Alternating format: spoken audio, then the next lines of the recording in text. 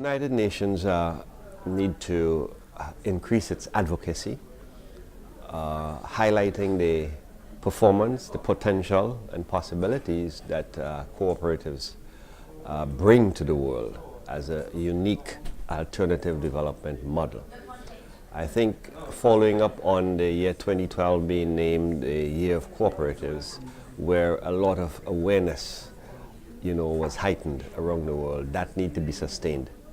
And so the United Nations need to work with all the key stakeholders, all partners, private sector, cooperative sector, governments, to ensure that that message continues, that that advocacy continues to heighten the possibilities and potential.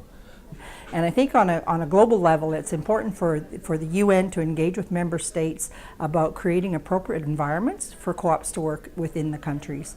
And some of those things are, for one thing, educating their own technocrats within countries on what cooperatives mean and how to meaningfully engage with them.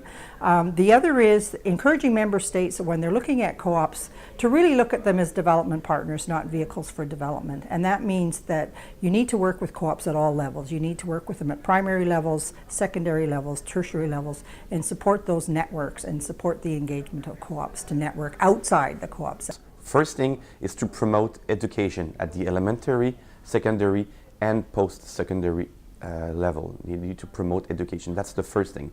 Second, the UN can help promote the creation and maintenance of networks of cooperative at the sectorial level, regional level, national level, and international levels. Because without those networks, co-ops won't be able to fulfill their goals. And the third thing that co-ops can, that the UN can do is to help promote the creation of effective and relevant laws and regulation for co-ops in order not only at the national level but also at international levels, so co-ops can exchange between each other. So I'd like the UN to give us support, probably provide the tools that we would use and even support us, because it will require money, for example, and other resources to go out and monitor and find out what is happening. So I think the UN can also play a very key role in working with the institutions, especially the universities and other cooperative training institutions.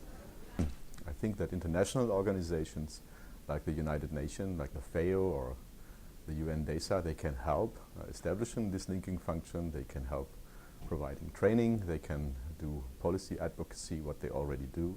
And I think that in this way, if they join forces, these international actors, then the cooperatives can receive a lot of help in reaching poverty eradication and food security a bit quicker.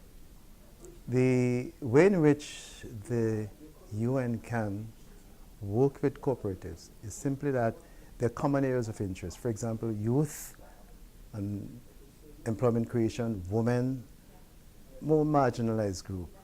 I think what can happen is that if we extract out those areas and identify them for programming, then resources can be mobilized and presented to these groups so they can help naturally to implement those social development goals.